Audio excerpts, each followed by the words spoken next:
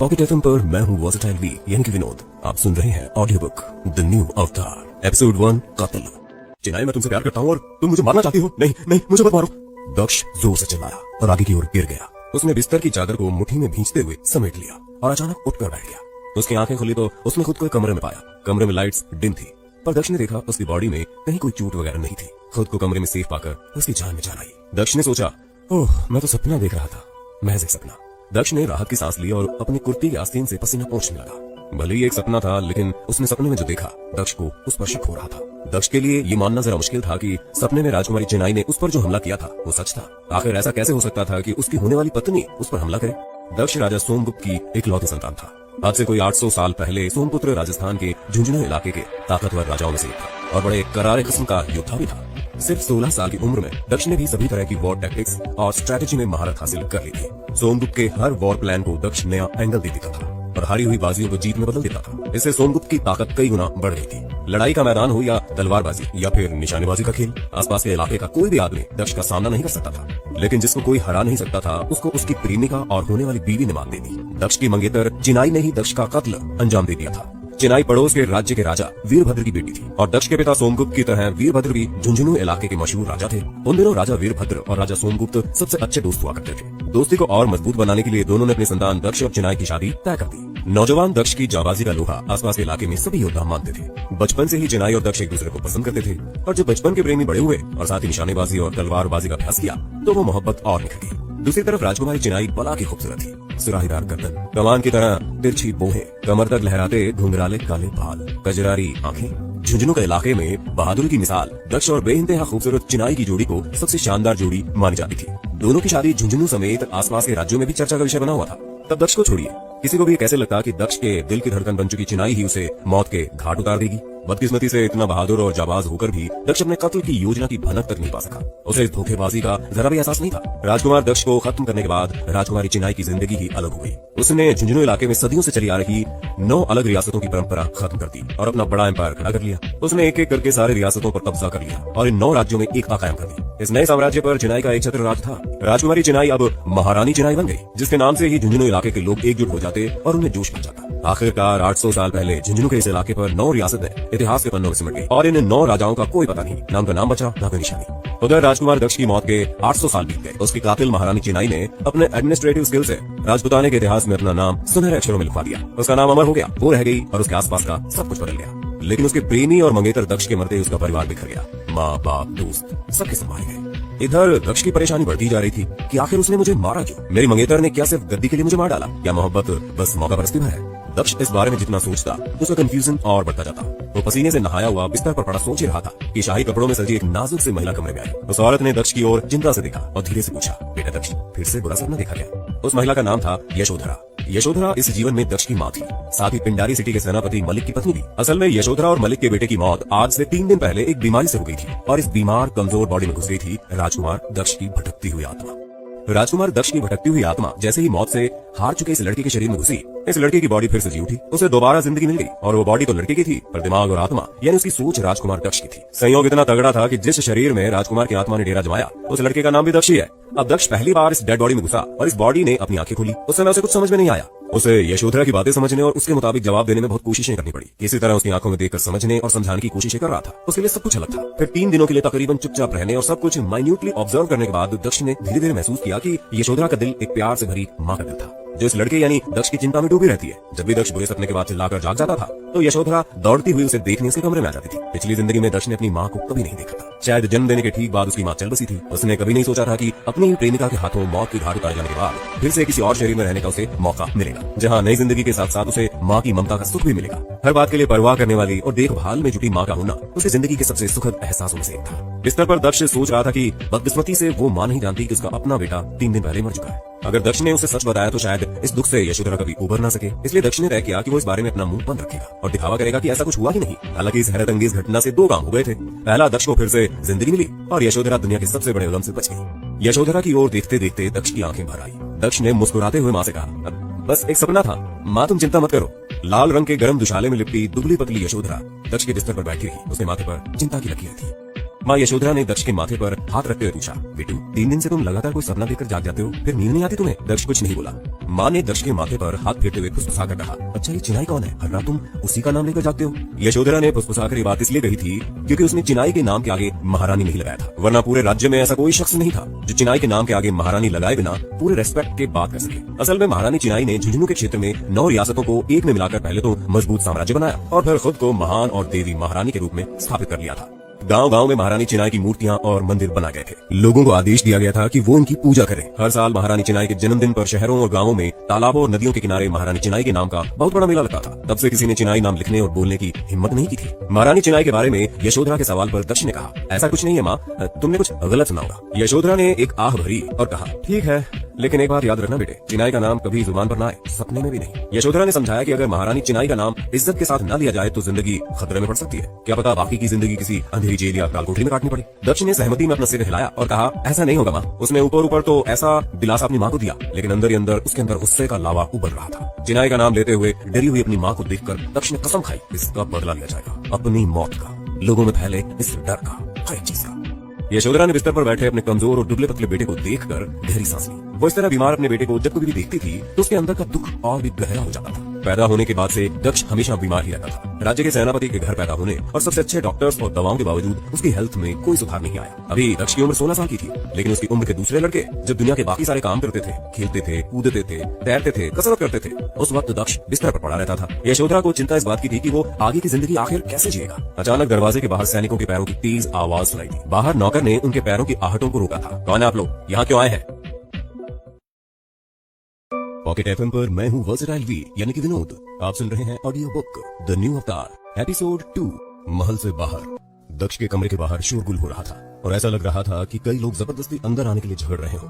यशोधरा की एक खूबसूरत नौकरानी एक रोबीले इंसान को रोक रही थी। रोबीला इंसान उस घर का 8वां बेटा था, देवदत्त सिंह। देवदत्त ने उस नौकरानी को अपनी कोहनी से धक्का दिया और जोर से डांटा, नौकरानी होकर तू मेरा रास्ता रोक रही है। धक्के से नौकरानी का बैलेंस बिगड़ गया और बेचारी नौकरानी चंदा कराहती हुई दूर जा गिरी। देवदत्त सिंह इस खानदान का 8वां बेटा यानी राजकुमार था और एक ताकतवर योद्धा भी। वो अपनी ताकत से 2 हाथियों को एक साथ रोक सकता था और कई लोग कहते हैं कि उन्हें धक्का देकर वो 10 फुट तक धकेल देता था। राजकुमार के धक्के से नौकरानी को ऐसा लगा कि उसे किसी ने बड़े से चट्टान पर पटक दिया हो। देवदत्त सिंह ने सुनहरे रंग की ड्रेस पहनी हुई थी और उस ड्रेस पर कमर में काले रंग की बेल्ट से और भी खतरनाक किस्म का योद्धा दिख रहा था। राजकुमार के पीछे कवच पहने हुए 6 फीट लंबे और मजबूत शाही रक्षक खड़े थे। ये सभी उस खास सुरक्षा दस्ते का हिस्सा थे जो राजकुमारों की रक्षा करने के लिए न तो जान लेने से हिचकते थे और न मिनट भर में अपनी जान देने में। कमरे के बाहर शोरगुल सुनकर यशोधरा ने दक्ष की तरफ देखा। उसे हाथ के इशारे से शांत रहने का इशारा किया। दरवाजा बंद करके बाहर की ओर निकल गई। यशोधरा जैसे ही आगे बढ़ी, उसके सामने 8वां राजकुमार देवदत्त सिंह खड़ा था। देवदत्त सिंह को इस तेवर में देखकर यशोधरा का चेहरा गुस्से से लाल हो गया। यशोधरा ने देवदत्त से गुस्से भरी आवाज में कहा, राजकुमार ये महल का रिहायशी हिस्सा है। भले ही आप राजकुमार हैं, फिर भी राज्य के नियम के मुताबिक आप इसके अंदर नहीं जा सकते। राजकुमार देवदत्त ने अपना सिर उठाया और यशोधरा की ओर देखा। उसने तीखे लहजे में कहा, रानी जी का आदेश है, आपकी जगह अब यहाँ नहीं रही। आपने महल के जिस हिस्से पर कब्जा कर रखा है वो जगह अब आपकी नहीं रही। इधर हम लोग रहेंगे। हम लोग मतलब मैं, मेरा भाई शिवदत्त और मेरी माँ शिवांगी। यशोधरा के चेहरे पर गुस्से और दुख के भाव एक साथ आए थे। थोड़ा रुककर देवदत्त ने कहा, तो काकी जितना जल्दी हो सके महल खाली कर दें। यशोधरा को पहले से ही अंदाजा था कि ऐसा दिन आने वाला है, लेकिन इतनी जल्दी आ जाएगा इसका अंदेशा नहीं था। यशोधरा के चेहरे पर गुस्से की जगह निराशा के भाव आजमे थे और उसी गमज़दा मुस्कुराहट के साथ उसने कहा, अगर रानी मुझे महल छोड़ने का आदेश दे रही है तो मैं और दक्ष कल ही कहीं और चले जाएंगे। देवदत्त के चेहरे पर कुटिलता आ गई और उसने दिल में छेद कर देने वाली तीखी मुस्कुराहट के साथ कहा, यशोधरा काकी मुझे बुरा तो बहुत लग रहा है, लेकिन मेरी माँ आज रात ही इधर रहने आएगी, तो जितनी जल्दी हो सके आप महल खाली कर दें, वरना। यशोधरा का दुख गहरा हो गया पर वो सेनापति मलिक की बीवी थी। उसने पूछा, वरना? वरना क्या? तुम नहीं जानते दक्ष कितना बीमार और कमजोर है? राजकुमार देवदत्त जानता था कि दक्ष कमजोर है और उसमें कहीं और जाने या अपनी माँ को पालने या उसके लिए कमाने की ताकत नहीं है। वो अपने हाथ से नहा तक तो सकता नहीं। इसलिए देवदत्त ने व्यंग करते हुए कहा, वरना आप जानती है मेरा काम करने का तरीका क्या है। आप नहीं गई तो सामान बाहर फेंकवा दिया जाएगा। यशोधरा काकी, इस दुनिया में बहुत सारे लोग गरीब हैं, लेकिन राजा होते हुए हम हर किसी की मदद तो नहीं कर सकते ना। दक्ष मेरा भाई है, लेकिन दुनिया बहुत कुत्ती चीज है, कमजोरों को जीने नहीं देती। इससे अच्छा है कि वो घुट घुट कर जीने की बजाय पहाड़ी से कूदकर जान दे दे, और इसके लिए तो पहाड़ी चढ़नी होगी। मेरा भाई तो वहाँ चढ़कर जा भी नहीं सकेगा। देवदत्त कुछ सोचने के लिए रुका और फिर बोला, हाँ, नदी में कूदकर जान दे दे तो बहुत आसान रहेगा। देवदत्त की बात सुनकर यशोधरा को गुस्सा आ गया। वो चिल्लाई, ऐसे कैसे बोल रहे हैं आप? दक्ष भाई आपका? यशोधरा कुछ और कहने ही वाली थी, तभी अचानक उसके पीछे का दरवाजा खुला और उससे दक्ष बाहर निकला। वो बेहद कमजोर था और मुश्किल से खड़ा हो पा रहा था, लेकिन दरवाजे का सहारा लेते हुए उसने देवदत्त की ओर देखा और कहा, इनसे भीख मत मांगो माँ, हम यहाँ नहीं रहेंगे। दक्ष भले ही बीमार था, लेकिन उसके अंदर स्वाभिमान था। बीमार दक्ष को बाहर आया देख यशोधरा चिंतित हो गई और बोली, बेटू तुम उठकर क्यों आ गए? बाहर बहुत ठंड है, जाओ कमरे में वापस जाओ और आराम करो। लेकिन दक्ष ने अपना सिर हिलाया और कहा, माँ हमें किसी से भीख की जरूरत नहीं है, अभी तो हम लोग यहाँ से चलते हैं, लेकिन तुमसे मेरा वादा है, एक दिन हम लोग यहीं इसी महल में वापस आएंगे। दक्ष की ये बातें यशोधरा के दिल को छू गई। दबदबाई आंखों से उसने दक्ष को देखा और सिर हिलाकर उसकी बात मान ली। घंटे भर के भीतर ही यशोधरा और दक्ष ने अपना महल छोड़ दिया, लेकिन ना तो इनके पास दौलत थी और ना ही ताकत। ऐसे में नौकर नौकरानियों के लिए उनके साथ जाने का कोई मतलब नहीं था। महल, नौकर नौकरानियां, सुख सुविधाएं सब पीछे छूट गए और अब यशोधरा और दक्ष को राज्य के अनाथ आश्रम में से छुपाने की जगह मिली। तो उस राज्य की यही रीत थी, जो भी लोग अपनी शक्तियां खो बैठते थे, जिनके पास कोई ताकत नहीं होती थी, वो जाकर अनाथ आश्रम में रहा करते थे। अनाथ आश्रम शहर से बाहर एक शांत जगह में बना था। ये इमारत ऐसी थी मानो वर्षों से खाली हो। देर रात के इस वक्त हवा में काफी ठंडक थी। बर्फीले पत्थर पर बैठे दक्ष ने एक मोटी चादर ओढ़ रखी थी, फिर भी वो चादर इस सर्द रात के लिहाज से काफी साबित नहीं हो पा रही थी। इस दक्ष के अंदर बैठी राजकुमार दक्ष की आत्मा ये सोच रही थी कि उसे मिला ये शरीर बेहद कमजोर है, इसको ताकतवर बनाने का एक ही तरीका है, कड़ी मेहनत से कसरत और खूब सारा अभ्यास। दक्ष सोच रहा था, अगर मैं ऐसा नहीं करूं तो सेनापति मलिक के बेटे और उनकी बीवी यानी मेरी माँ के सम्मान का बंटाधार हो जाएगा और हम दोनों को बाकी की तमाम जिंदगी इसे अनाथाश्रम में बितानी होगी। वो यही सोच रहा था कि आखिर उसे यही शरीर क्यों मिला, चिनाई से बदला लेने के लिए या फिर इस जन्म की माँ यशोधरा की सेवा करने के लिए, उसको उसका हक दिलाने के लिए। इस उधेड़ बुन में पड़ने से पहले उसने सोचा कि जिस भी उद्देश्य से मुझे ये शरीर मिला हो, लेकिन उनमें से किसी की भी पूर्ति करने के लिए मुझे फिजिकली फिट होना होगा। दक्ष कमजोर था, इसलिए यशोधरा का कोई भी अपमान करके चला जाता था। हालांकि किस्मत पर किसी का बस नहीं चलता, लेकिन आज की बेइज्जती ने दक्ष के मन में बदला लेने और अपने दिन सुधारने की प्रेरणा दे दी थी। दक्ष इस बात को भली भांति समझता था कि लोग तभी उसका सम्मान करेंगे जब एक योद्धा के रूप में वो खुद को स्थापित करेगा। झुंझुनू क्षेत्र में चलन था कि हर किसी योद्धा को अपनी बहादुरी साबित करने के लिए भैरव का ताबीज हासिल करना होता था। जिस बहादुर के पास भैरव का ताबीज होता था, उसे इस इलाके में जबरदस्त वीर माना जाता था। पर यह हासिल करना आसान नहीं था। युद्ध की कलाओं में जैसे महारत मिल सके, तलवार से लेकर तीर कमान तक चलाने में जो एकदम कौशलता हासिल कर ले, भैरव का पवित्र ताबीज उसी को दिया जाता था। इस ताबीज को हासिल करने में नाकाम शख्स के बारे में माना जाता था कि ये फौजी टुकड़ी या फिर लोगों की अगुवाई नहीं कर पाएगा। एक तरह से ग्रेजुएशन की डिग्री जैसा मामला था। दक्ष ने इस जन्म में जो शरीर पाया था वो पहले से ही 16 साल का हो चुका था, पर कोई सोच नहीं सकता था कि वो ये पवित्र ताबीज कभी हासिल भी कर पाएगा। असल में देवदत्त और दक्ष दोनों ही पिंडारियों के सेनापति मलिक के बेटे थे। लोगों को हमेशा लगता था कि आखिर देवदत्त इतना ताकतवर और उसी पिता की संतान दक्ष इतना कमजोर क्यों था। इसकी वजह बहुत सीधी सी थी। खानदान के 8वें राजकुमार यानी देवदत्त ने सिर्फ 10 साल की उम्र में ही पवित्र ताबीज हासिल कर लिया था और तब से लेकर अपनी शोहरत को उसने कठिन मेहनत से सिर्फ आगे ही बढ़ाई थी। यशोधरा चुपचाप ठंड से कांपते अपने बेटे को देख रही थी कि दक्ष ने उससे कहा, माँ कल के समारोह में मैं भी कोशिश करूंगा और मुझे पूरी उम्मीद है कि मैं गुरुओं के सामने खुद को साबित करके उनसे भैरव का ताबीज हासिल कर पाऊंगा। ये कहते हुए दक्ष की आवाज में ऐसी दृढ़ता और यकीन था कि यशोधरा बस उसका चेहरा देखती रह गई। अनाथाश्रम के दरवाजे की टूटी जंजीर में रस्सी बांधने के बाद यशोधरा ने दक्ष को बिस्तर पर बैठने में मदद की और धीरे से कहा, बेटू थोड़ी देर आराम कर लो, कल हमें पूजा समारोह में शामिल होना है ना। दक्ष ने आत्मविश्वास से कहा, माँ मुझे यकीन है कल मैं पवित्र ताबीज पा लूंगा, मेरा भरोसा करो। यशोधरा ने दक्ष की आंखों में देखा और मुस्कुराते हुए बोली, ठीक है बेटू, मुझे तुम पर पूरा भरोसा है। जबकि सच्चाई ये थी कि माँ होते हुए भी यशोधरा को जरा भी इस बात का यकीन नहीं था कि दक्ष कल के समारोह में ताबीज पा लेगा। 16 साल के लड़के को ताबीज मिलना तकरीबन नामुमकिन ही था। ये कमजोर सा लड़का कैसे हासिल करेगा ये ताबीज। एपिसोड 3 पवित्र ताबीज। इस समय जहाँ दक्ष रहता था वो जगह पिंडारी इलाके में आती थी। वो झुंझुनू की पहाड़ियों के पूर्वी क्षेत्र के हजारों सैन्य बेड़ों में से एक था। पहले इसे महारानी के साम्राज्य में फौजी कैंप के रूप में जाना जाता था। हर एक गढ़ का मुखिया हर साल लगान का भुगतान करता था। हर गढ़ यानी किले पर शासन करने वाले मुखिया को सेनापति ही कहा जाता था। पुनर्जन्म के बाद दक्ष पिंडारी सेनापति मलिक का 9वां बेटा था। वो रात दक्ष ने बर्फ से ठंडी रात में बड़ी कठिनाई से लकड़ी के पटरे पर सोकर बिताई थी, जिसमें बिस्तर भी नहीं था। उस पटरे पर लेटा हुआ वो पूरी रात अगले दिन होने वाले उत्सव के बारे में सोचने लगा। इस गढ़ के मालिक ने 16 साल की उम्र तक पवित्र ताबीज ग्रहण नहीं किया था। शायद भगवान उसे भूल गया था। आखिर उसे इस पवित्र ताबीज को हासिल करने के लिए क्या करना होगा। मान्यता यह है कि यदि कोई पवित्र ताबीज ग्रहण करना चाहता है तो पूजा समारोह में शामिल होना होगा, जहां भैरव के आशीर्वाद से ताबीज मिल पाता है। तभी वो झुंझुनू क्षेत्र में योद्धा माना जाता है। इस इलाके और राज्य की यही परंपरा रही है। भैरव की पूजा के लिए पिंडारी सिटी के लोग मंदिर के पास इकट्ठा होते हैं। आमतौर पर बुद्धि और शक्ति में अधिक ताकतवर बालक जल्दी ही पवित्र ताबीज हासिल कर लेता है। अपने पिछले जन्म में दक्ष ने तो वो पवित्र ताबीज तभी ग्रहण कर लिया था जब वो माँ के गर्भ में ही था। लोग उसे अपने जमाने का अभिमन्यु कहते थे। दक्ष युद्ध के सभी कौशलों के साथ ही पैदा हुआ था। बदकिस्मती से इस जन्म में 16 साल की आयु के होने के बाद वो पवित्र ताबीज पा नहीं सका था, या यूं कहें कि मौका ही नहीं मिला। दक्ष रात भर सो नहीं पाया। जागती आंखों से वो बस ताबीज हासिल करने के तरीकों के बारे में सोचता रहा। वो देर तक सोचते सोचते उठकर बिस्तर पर बैठ गया। उसकी उंगली में एक अंगूठी थी जिसका नगीना सफेद था। हैरत की बात तो ये थी कि अंगूठी पिछले जीवन में भी उसके साथ थी। दक्ष अपनी इस अंगूठी को गौर से देखने लगा। उसने इस अंगूठी को अंगुली से निकाला और उलट पुलट कर उसे देख रहा था। उसे लग रहा था कि हो ना हो ये अंगूठी उसे किसी भी देवता का आशीर्वाद पाने में मदद करेगी ताकि वो पवित्र ताबीज ग्रहण कर सके। पिछली जिंदगी में इस अंगूठी ने उसके लिए बहुत कमाल किए थे और ये अंगूठी उसे सम्राट वीरभद्र ने उसके 16वें जन्मदिन पर उपहार में दी थी। हालांकि दक्ष को इस अंगूठी के चमत्कारों के बारे में जरा भी मालूम नहीं था, पर उसे वो हमेशा साथ रखता था। हमेशा उसकी उंगली में ये अंगूठी बनी रहती थी। उसे कतई ये उम्मीद नहीं थी कि ये 8 सदियों के बाद भी ये अंगूठी उसकी आत्मा के साथ नए जीवन में भी उसके साथ बनी रहेगी। दक्ष ने सोचा दूसरे जन्म में भी ये अंगूठी मेरे साथ है तो इसका कोई न कोई मकसद जरूर होगा। सुबह होते होते उसने देखा शहर में काफी ठंड थी। अनाथ आश्रम के आसपास के हरे जंगलों में कोहरे की मोटी सफेद चादर बिछी हुई थी। शायद पाला भी गया था। बाहर शायद बूंदाबांदी भी हो रही थी। आज के दिन पिंडारी शहर के सभी श्रेष्ठ योद्धा राजवंश के लोगों के नेतृत्व में भैरव मंदिर के अहाते में इकट्ठा होकर उसकी पूजा करने वाले थे। मंदिर के बाहर चट्टानों पर बना एक प्राचीन बाड़ा था। उस बाड़े में हजारों मवेशियों को लोहे की जंजीर में बांधकर रखा जाता था। रानी, राजकुमार, राजकुमारियां, सिपाही, अधिकारी और योद्धा जमा हो गए थे और सबसे अधिक संख्या नौजवानों और लड़कों की थी। उन सबका मकसद एक ही था, वो सभी पवित्र ताबीज पाने की कोशिश करने वाले थे। यहाँ तक कि बेहद छोटे बच्चे भी अपनी बाहें फैलाकर पवित्र ताबीज का इंतजार कर रहे थे। पूरे शहर में भव्य समारोह का नजारा था। यहाँ न केवल पिंडारी सिटी बल्कि झुंझुनू और पिंडारी सैन्य क्षेत्र के लोगों को भी आमंत्रित किया गया था।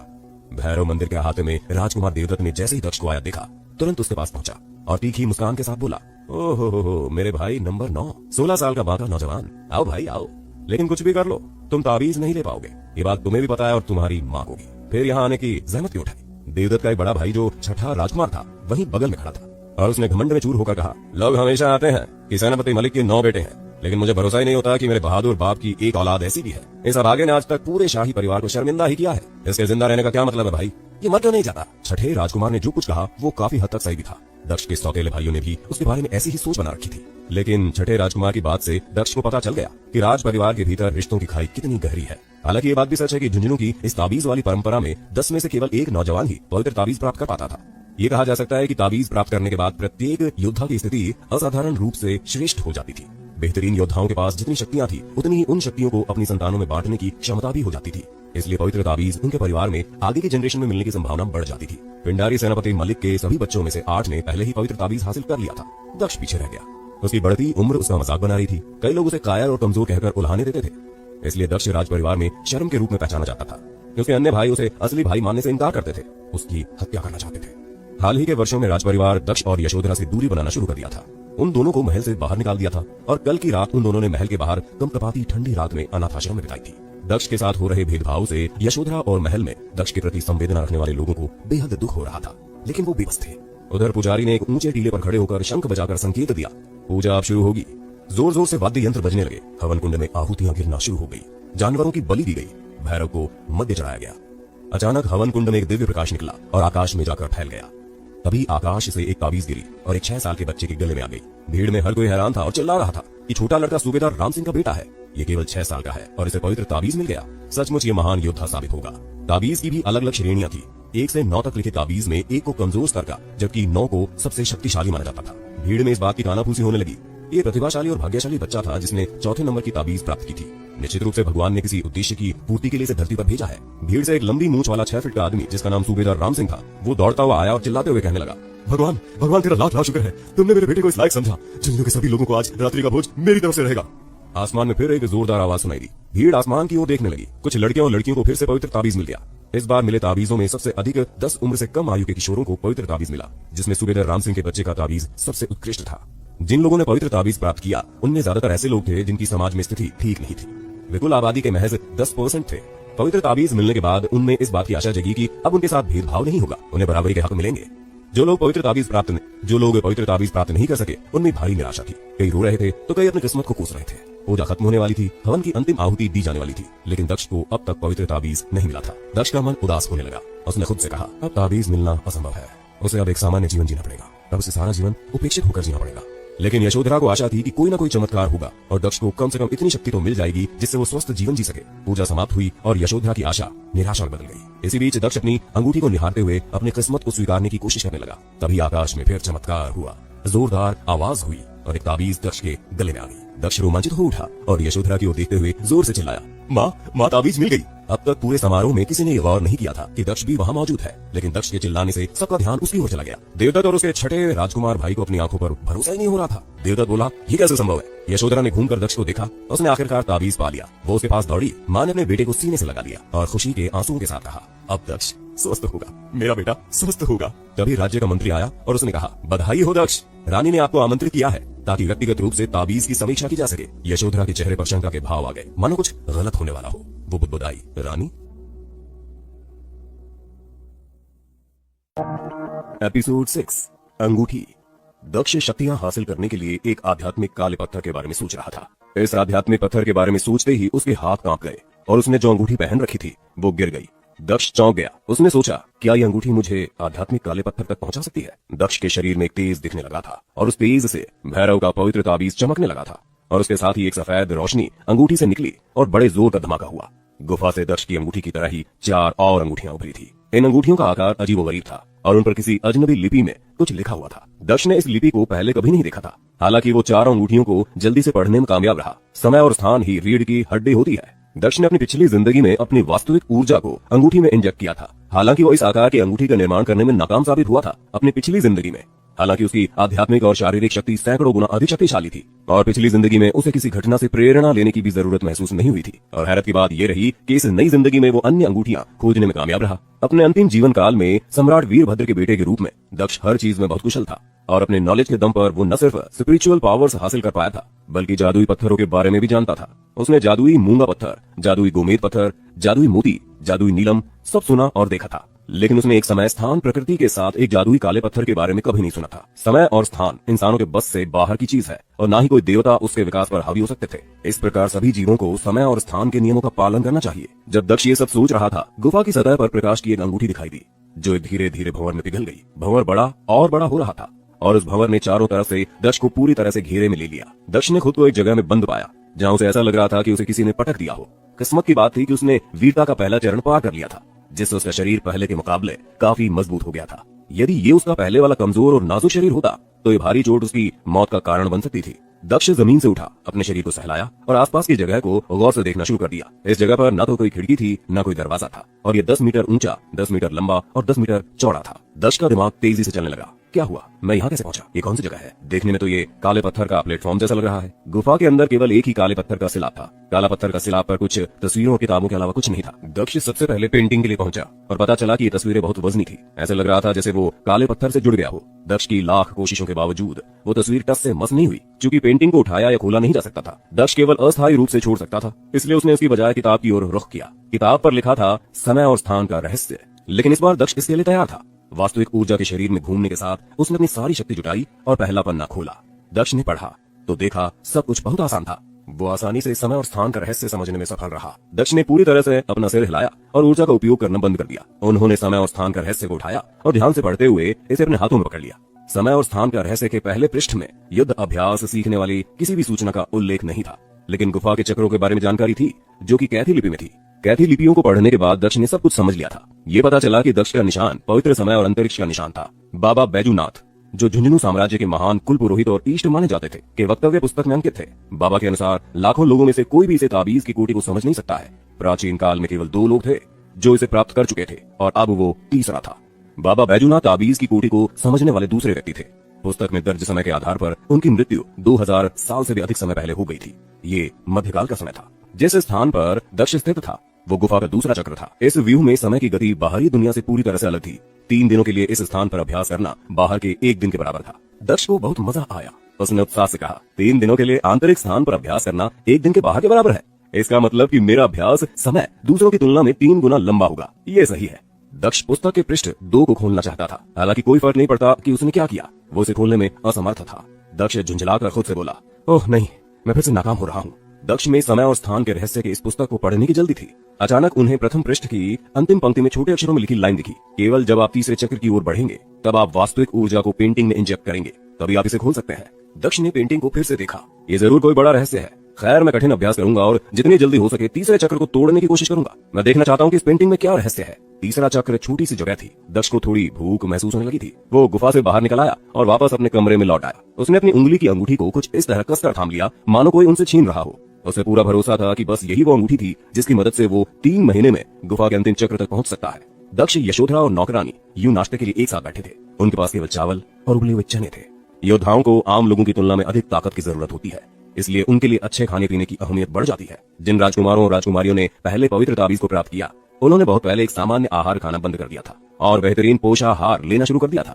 एक बार का पोषाहार पूरे दिन की थकान को दूर कर सकती है, यहाँ तक कि अगर एक पूरे दिन के लिए तलवार और युद्ध तकनीक का अभ्यास करने के बावजूद भूख नहीं लगेगी। इसके अलावा पोषाहार आध्यात्मिक शक्ति में सुधार, युद्ध के लिए शरीर का निर्माण और ताकत बढ़ाने में भी लाभ देता है। यदि ये जारी रहा, भले ही दक्ष ने केवल चावल और उबले हुए चने के साथ दिन का भोजन किया, ये खोई हुई ऊर्जा को आपूर्ति करने के लिए पर्याप्त नहीं था। यशोधरा ने अपने एक साड़ी की गठरी से थोड़ा पोषाहार निकाला और इसे दक्ष को देते हुए कहा, बेटू, पवित्र ताबीज को प्राप्त करने के बाद से आपको सामान्य भोजन नहीं खाना चाहिए। इन दिनों आप थोड़ा पोषाहार ले और सामान्य भोजन भी अधिक करें। अगर आपको और जरूरत होगी तो मैं अन्य उपाय खोजूंगी। दक्ष ने कभी नहीं सोचा था कि यशोधरा के पास पोषाहार होगा। उन्होंने जिज्ञासावश पूछा, माँ, इतने पोषाहार की कीमत 50 चांदी के सिक्कों के बराबर है, आपको इतना धन कहाँ से मिला? यशोधरा मुस्कुराई और कहा, इसे बनाने का हमेशा एक तरीका है। नौकरानी यशोधरा के पीछे खड़ी हो गई और कहा, आपकी माँ ने कंगन बेचकर ये खरीदे हैं। यशोधरा ने हल्की मुस्कान दी और कहा, बेटो, इससे कोई फर्क नहीं पड़ता। तुम जब तक एकदम जाबाज योद्धा न बन जाओ, मैं तब तक पोषाहार का इंतजाम करती रहूंगी, भले ही मुझे अपने सारे गहने ही क्यों न बेचने पड़े। और अब मैं उन गहनों का करूंगी भी क्या? दक्ष ने पोषाहार को अपने हाथ में ले लिया और अपने होठों को थोड़ा सा हिलाया। शायद वो यशोधरा को बताना चाहता था कि वो पहले से ही एक असली योद्धा है, लेकिन अचानक दक्ष को ख्याल आया कि नहीं, वो उसे नहीं बता सकता था। जादुई तिजोरी को खोलने और गुफा को खोलकर 2 चक्र पार करने में उसे केवल 1 दिन लगा था। ये बहुत जल्दी था। यदि खबर लीक हो गई तो अन्य राजकुमारों और रानियों को निश्चित रूप से उसे परेशान करने का कोई न कोई तरीका मिल जाएगा। वो अभी भी अपेक्षाकृत शारीरिक रूप से कमजोर था, उसे अभी और शक्तिशाली होने की आवश्यकता थी। एपिसोड 5, पहला कदम। अपने घर पर यानी अनाथाश्रम में आकर दक्ष अपने ताबीज को देख रहा था, लेकिन उसे अंदाजा नहीं था कि आखिर इस ताबीज के जरिए आखिर उसको क्या मदद मिलने वाली है। ये ताबीज दिव्य और भव्य तो है, पर उसका जादू किस तरह काम करेगा? लेकिन कहीं न कहीं अंदर से दक्ष को ये लग रहा था कि पवित्र ताबीज होने से निश्चित रूप से उसे योद्धा बनने में मदद मिलेगी। हो सकता है ये ताबीज उसके अंदर युद्ध कलाओं के गुण भर दे। अपने अभ्यास के पहले चरण में दक्ष का काम एक जादुई तिजोरी को खोलना था, जिसमें चाबी थी, जो कि गुफा के दरवाजे पर लटकते हुए ताले की चाबी थी। इस गुफा में जाने के बाद किसी योद्धा को ढेर सारी ऊर्जाएं एक साथ मिल जाया करती थी और उसका बल, उसका कौशल बढ़ जाता था। मिसाल के तौर पर निशाने सही लगने लगते थे, गदा चलाने के लिए बाजुओं में असीम ताकत आ जाती थी। अपने पिछले जीवन में दक्ष एक असाधारण किस्म का बहुत ताकतवर और प्रतिभाशाली योद्धा था। हालांकि उसके लिए तिजोरी खोलना युद्ध कौशल सीखने के सभी चरणों में से सबसे आसान काम था। अपने पिछले जन्म में महज आधे घंटे के भीतर उसने अपनी जादुई तिजोरी का निर्माण कर लिया था, जबकि अन्य योद्धाओं को तो तिजोरी बनाने के तरीके का पता लगाने में ही महीनों लग गए थे। राजकुमार दक्ष जीनियस थे और इस काम के लिए उसे केवल आधे घंटे की जरूरत थी। लेकिन पिछले जन्म का दक्ष इस जन्म वाले दक्ष की तरह फिजिकली बेहद कमजोर था। इस दक्ष का शरीर बीमार था और इस कमजोर शरीर से उसके लिए पिछले जन्म जैसा प्रदर्शन कर पाना मुमकिन नहीं था। फिर भी जादुई तिजोरी को खोलना तो था ही। ये जादुई तिजोरी असल में ऊर्जा का एक भंडारण थी। तिजोरी वाले चरण के बाद 2 और चरण थे, यानी गुफा के अंदर जाना और अंदर जाकर सफाई करना। दक्ष ने साथ में लाए रक्त प्राश की छोटी सी बोतल निकाली। ये रक्त प्राश असली है या उसे किसी ने नकली पकड़ा दिया है, ये जांचने के लिए बोतल को नाक से सटाकर सूंघा और फिर बोतल मुंह में उड़ेल ली। रक्त प्राश का स्वाद उसके गले से नीचे उतरा। वो अपेक्षाकृत ठंडा था और उसे गले में जलन होने जैसा महसूस हुआ। रक्त प्राश गले से होता हुआ पेट के अंदर गया तो लगा किसी ने अंदर ही अंदर चाकू से चीरा लगा दिया हो। पेट में आग सी लग गई, लेकिन इस आग से शायद उसके अंदर बहुत सारी एनर्जी आ गई। उसको लगा कि वो रक्त प्राश पीते ही बहुत पावरफुल हो गया हो। दक्ष खुश हो गया और एक तरह से चिल्ला ही पड़ा, मैंने बोला था ना कि अपना टाइम आएगा। सम्राट वीरभद्र के साम्राज्य के युद्ध शास्त्र का ये पहला स्तर था। अभ्यास जितना अधिक कठिन होता है, युद्ध के गुण उतने ही कॉम्प्लेक्स होते, यानी कि जितनी मेहनत अभ्यास करने में लगाएंगे उतनी ही जादुई और कॉम्प्लेक्स गुण हासिल होते जाएंगे। सम्राट वीरभद्र के साम्राज्य के शास्त्र में कुल 36 युद्ध गुण थे। निश्चित रूप से दक्ष को फिलहाल सभी युद्ध गुण हासिल करने की कोई जरूरत नहीं थी। उसे तो बस इन 36 में से एक गुण हासिल करने की जरूरत थी, ताकि वो अपने माथे पर चिपक गए शून्य स्तर से बाहर पहुंच सके। लेकिन एक असाधारण योद्धा बनने की मन में ठान चुका दक्ष 36 में से सिर्फ एक ही गुण प्राप्त करने से संतुष्ट हो जाएगा? क्या वो रुक जाएगा? दक्ष ने अपनी मुट्ठी बांधी और खुद से कहा, रानी और देवदत्त सभी का दावा है कि मुझे कुशल योद्धा बनने और शून्य चरण से बाहर आने के लिए 3 महीने से अधिक का वक्त लगेगा और मैं सभी को गलत साबित कर दूंगा और मैं इसे आज रात ही पूरा करने जा रहा हूँ। राजकुमार दक्ष अब बनेगा असली योद्धा, एक जांबाज। वो कमजोर नहीं है।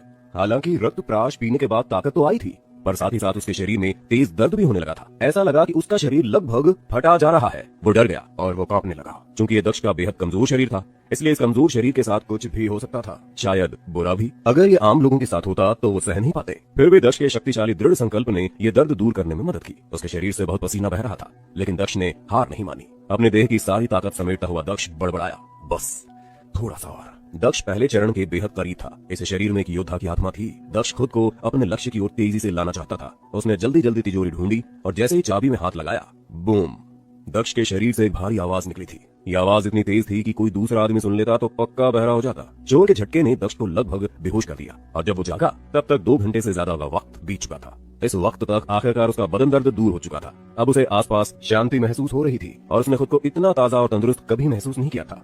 वो जोर से चिल्लाया, हाँ हाँ, इसे मैंने बनाया है।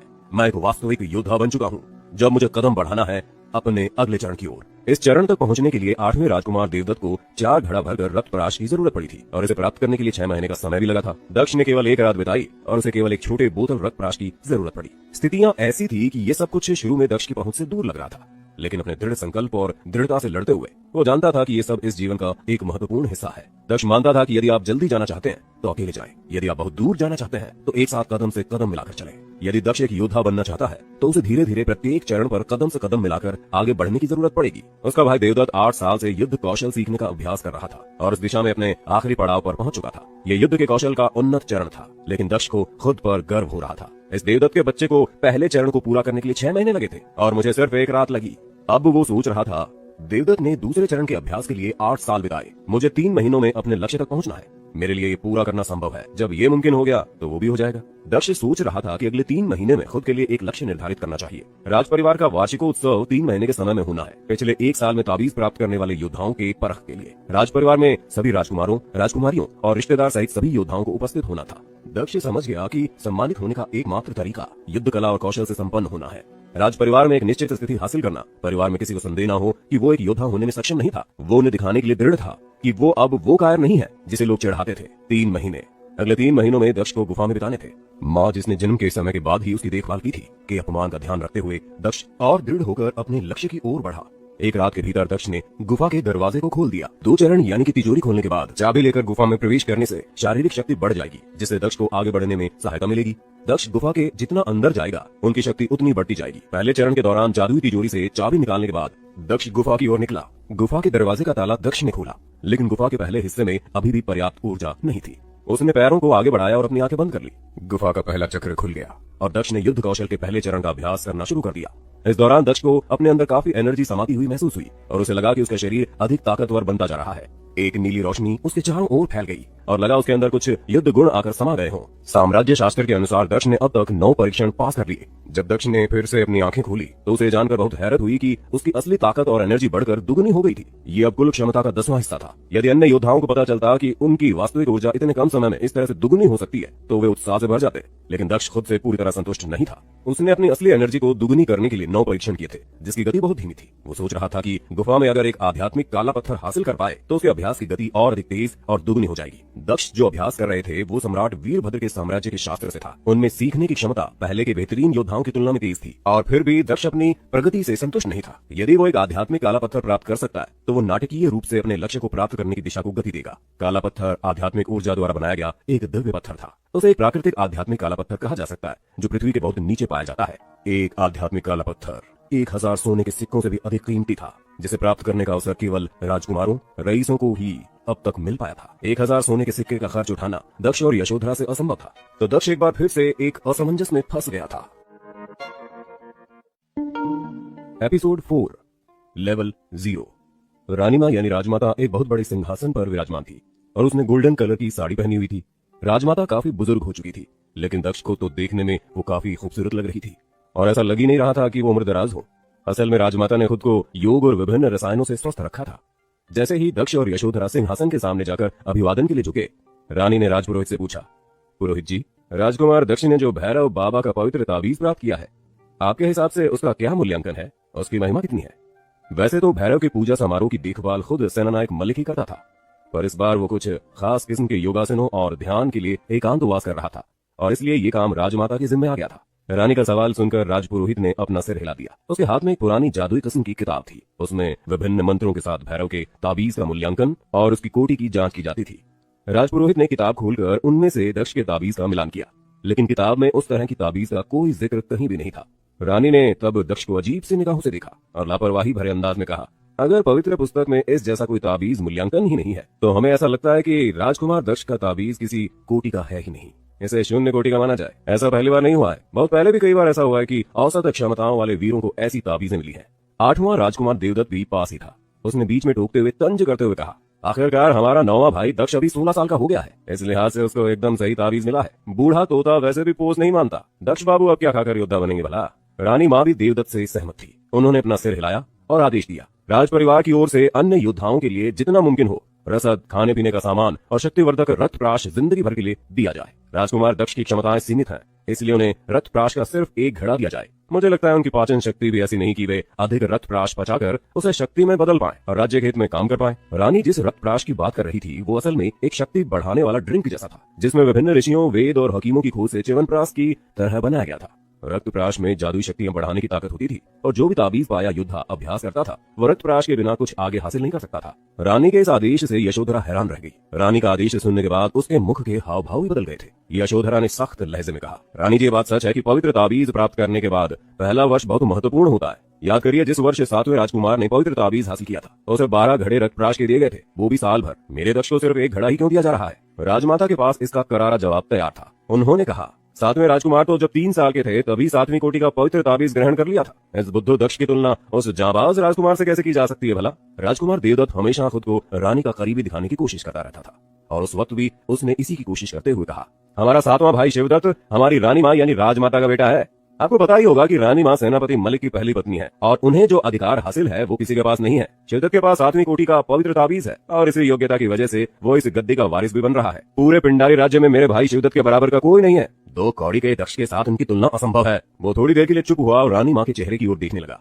वो देख रहा था कि उसकी चापलूसी का उन पर क्या असर हो रहा है। मौका अनुकूल देखकर देवदत्त ने आगे कहा, हमारे राज्य का भविष्य शिवदत्त पर टिका है। हमारे राज्य की स्थिरता और समृद्धि दोनों शिवदत्त ही ला सकते हैं। उनके दक्ष ही क्यों, किसी के साथ भी तुलना करना अपराध है। यशोधरा के होठ सख्त हो गए, लेकिन वो इस मामले में राजकुमार देवदत्त के साथ बहस से पीछे हटना नहीं चाह रही थी। दक्ष पर लग रहे आरोपों का जवाब देते हुए वो चिल्लाई, ये मत भूलो देवदत्त कि जब तुमने ताबीज लिया था तो तुमको 4 घड़े मिले थे रक्त प्राश के और दक्ष को केवल 1। ये बहुत अनुचित है, अन्याय है। ये ऊपर वाला सब देख रहा है। एक माँ के तौर पर वो दक्ष की और उसके अधिकारों की रक्षा करने के लिए अपनी तरफ से पूरी कोशिश कर रही थी और वो अड़ गई थी कि उसके हक उसे मिल सके। पर यशोधरा की बात सुनकर रानी माँ को गुस्सा आ गया और उन्होंने दांत पीसते हुए कहा, जिसके पास जितनी प्रतिभा होती है उसको अपना कौशल निखारने के लिए उतना ही अधिक संसाधन मिलते हैं। रसद, खाना, रक्त प्राश, समझिए आप, दक्ष की प्रतिभा ना तो शिवदत्त के बराबर है और न देवदत्त के। इसलिए किसी को 12 घड़े मिले और किसी को 15। इसकी गिनती करना बंद कर दीजिए। रानी की बात सुनकर यशोधरा चीखी, लेकिन रानी ने यशोधरा की बात सुनने से पहले ही काटा, लेकिन उसकी आवाज में जरा भी तेजी नहीं थी। उसने धीमे स्वर में कहा, हमने पहले से अपना फैसला कर लिया यशोधरा, मुझे फिर से चुनौती देने की हिम्मत मत करो, नहीं तो मेरे पहरेदार अभी यहीं पर तुम्हें धक्के मारकर बाहर कर देंगे। भारत हो, क्या चाहती हो कि तुम्हें साधारण सैनिक डंडे से पीटे? राजमाता की सुनकर दक्ष ने अपना सिर उठाया। उसने सोचा कि क्या रानी ने एक बार अपनी माँ को भी डंडे से पीटा था। रानी की बात सुनकर यशोधरा ने अपना मुंह एक बार में बंद कर दिया। यशोधरा का शरीर थोड़ा हिल गया, जैसे वो अतीत से कुछ भयावह स्मृति को याद कर रही थी। दक्ष अतीत की उस कहानी का पता लगाने की कोशिश करने लगा। बाहर जाते वक्त दक्ष को शक्ति बढ़ाने वाले रक्त प्राश के 3 घड़े सौंप दिए गए थे। रक्त प्राश के घड़े लेकर दक्ष अपनी माँ की ओर आया, जो अभी भी रानी के बगल में खड़ी थी। वहां आकर दक्ष बोला, माँ चलो घर चले। रानी माँ द्वारा माँ की पिटाई वाली बात अभी भी दक्ष के दिमाग में घूम रही थी। उसने भैरव मंदिर के अहाते में जो कुछ भी सुना था वो उसके मन में घूम रहा था और रानी के राज सिंहासन के आसपास एक भी और मिनट बिताना नहीं चाहता था। यहाँ तक कि उसने रानी को छोड़ते हुए घृणा वाली नजर डाली। दक्ष की आवाज सुनकर यशोधरा ने कहा, ठीक है चलो। गुस्से में तिलमिलाए दक्ष को रानी ने देख लिया था और राजमाता यशोधरा और दक्ष को तब तक घूरती रही जब तक वो दूर नहीं चले गए। हालांकि अपने पद का ख्याल रखते हुए राजमाता ने दक्ष से कहा, राजकुमार दक्ष, आज से अगले 3 महीने के लिए कुशल योद्धा बनने के लिए जितना कठिन अभ्यास करना चाहिए उतना आपको करना होगा। ये 3 महीने कुशल योद्धा बनने के पहले चरण तक पहुंचने के लिए बहुत अच्छा है। उस समय तक मलिक भी अपना एकांतवास समाप्त कर लेंगे और आपकी कुशलता के मूल्यांकन में भाग लेंगे। यदि आप इतने कम समय में उस परिणाम को प्राप्त करें तो वो बहुत प्रसन्न होंगे। रानी की बात सुनकर देवदत्त खुश हो गया और उसने कहा, भले आपने उसे 3 घड़ा भरकर रक्त प्राश दिया हो, लेकिन 3 महीने के समय में 0 स्तर से बाहर पहुंचना असंभव है। ये केवल अपनी प्रशंसा या डींग मारने के लिए नहीं, बल्कि अपनी प्रतिभा और मेहनत के बारे में बता रहा हूँ कि मैंने अभी 6 महीने इस हुनर को साधने के लिए बताया है। क्योंकि मेरे भाई दक्ष ने देवताओं से 0 कोटि का निशान हासिल किया है, इसलिए मुझे लगता है कि उन्हें ये कौशल हासिल करने के लिए शायद 1 साल से भी ज्यादा की जरूरत होगी। देवदत्त ये सब ऐसे बता रहा था जैसे कि वो दक्ष को एक भाई की बजाय किसी बेवकूफ निठल्ले के रूप में देखता हो। दक्ष ने वो सब कुछ सुना जो देवदत्त उसके बारे में बता रहा था। माँ बेटे सीधे चलते रहे और उन्होंने पीछे मुड़कर नहीं देखा और ना ही कुतर्क शुरू करने की कोशिश की। अपनी बुराई सुनकर दक्ष निराश भी नहीं हुआ और उसने दृढ़ता से अपनी मुट्ठी पकड़ ली और धीरे से बुदबुदाया, मैं आप सभी को कभी निराश नहीं होने दूंगा। आप 3 महीनों में एक पूरी तरह से अलग दक्ष देखेंगे। मैं युद्ध कौशल हासिल करूंगा। दक्ष ने इतना दृढ़ संकल्प कभी महसूस नहीं किया था। उनके गुस्से और चिढ़न ने उसे कामयाब बनने की प्रेरणा दी थी। दक्ष अब इंतजार नहीं कर सकता था। वो चाहता था कि जल्दी से घर पहुंचे और अपना अभ्यास शुरू कर दे। जैसे ही वो अनाथ आश्रम पहुंचा वो तुरंत अपने कमरे में चला गया और सफलता की राह ढूंढनी शुरू कर दी। वास्तव में वो ये नहीं समझ पाया कि पवित्र ताबीज प्राप्त करने का क्या मतलब है, इसलिए उसे अंदाजा लगाना मुश्किल हो रहा था कि आखिर वो शुरू करे तो आखिर कहां से करे। एपिसोड 7, भानुमति। दक्ष माँ के गहने बेचने की बात सुनकर थोड़ा जज्बाती हो गया और अपनी आंखों में गहरी चिंता लिए वो माँ के पास आया और बोला, चिंता मत करना माँ, मैं बहुत कड़ी मेहनत कर रहा हूँ। मैं इतनी प्रैक्टिस करूंगा कि अपनी बाहों से पत्थर तोड़ दूं, लोहा मोड़ दूं। मैं तुम्हारे लिए ढाल बनकर खड़ा रहूंगा माँ। तुम्हारा दक्ष अब कमजोर नहीं रहेगा। उसने ठान लिया है वो मजबूत बनेगा, बहुत मजबूत। अपनी माँ के पास से निकलकर दक्ष ताकत बढ़ाने वाला वो खास आहार यानी पोषाहार लेता हुआ अपने कमरे में चला गया और जाकर लेट गया। दक्ष बिस्तर पर लेटकर भी अपना ध्यान केंद्रित करने की कोशिश कर रहा था। उसने ठान लिया था कि किसी भी पल अभ्यास नहीं रोकना है और कड़ी मेहनत से सब कुछ हासिल करना है। यशोधरा ने दक्ष को देखा, उसके होठों को प्यार से पूंछा और उसके बालों में धीमे धीमे मसाज करने लगी थी। पीछे से नौकरानी आकर यशोधरा के हाथों में तेल की शीशी पकड़ा दी। नौकरानी ने धीरे से कहा, रानी, इस पूरे अभ्यास और शक्तियां हासिल करने में एक योद्धा को न केवल पोषाहार की जरूरत होती है बल्कि कौशल का भी लगातार अभ्यास करना पड़ता है। केवल अभ्यास से राजकुमार अपनी कुंडलिनियां जगा सकता है और अपनी अद्भुत शक्तियों का खजाना खोल सकता है। नौकरानी की बात सुनकर यशोधरा सोच में डूब गई। वो सोच रही थी कि दक्ष के अभ्यास के लिए सबसे कमतर लेवल की कसरतों का इंतजाम करने में भी 500 से अधिक चांदी के सिक्कों का खर्च आएगा। ऐसा कोई तरीका नहीं है कि मैं इतनी रकम का इंतजाम कर पाऊं। इतना ही नहीं, रानी और मंत्री अभी इन सब के प्रभारी बने हुए हैं जो दक्ष को कभी आगे बढ़ने का मौका नहीं देंगे, किसी किस्म की छूट नहीं देंगे। दक्ष के सामने बस एक रास्ता बचा है कि वो अपने अभ्यास के लिए पुस्तकालय में दाखिला ले ले। बस यही का रास्ता बचा है। नौकरानी यशोधरा की बहुत पुरानी वफादार थी। वो माँ बेटे के महल से निकलने के दिन महल में मौजूद नहीं थी और बाद में उनके पीछे यहाँ पहुंची थी। पन्ना नाम की इस नौकरानी ने पूछा, तो क्या आप अनादि मौर्य से मदद लेंगी? 3 साल से आप दोनों में अनबन चल रही है और आप दोनों में बातचीत तक नहीं होती है। क्या अनादि मौर्य हमारे राजकुमार को मौका देंगे?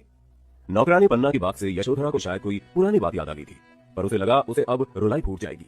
पर खुद को रोकते हुए यशोधरा ने कहा, अगर वे दक्ष की मदद करने का वादा करें तो मैं अपने घुटनों पर बैठकर उनसे माफी की गुजारिश करूंगी।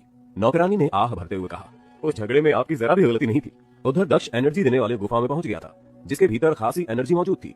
पिंडारी सिटी में यदि एक स्थान पर आध्यात्मिक एकाग्रता से 150% की ग्रोथ हुई हो तो उस प्लेस को बहुत ही पवित्र माना जाता है।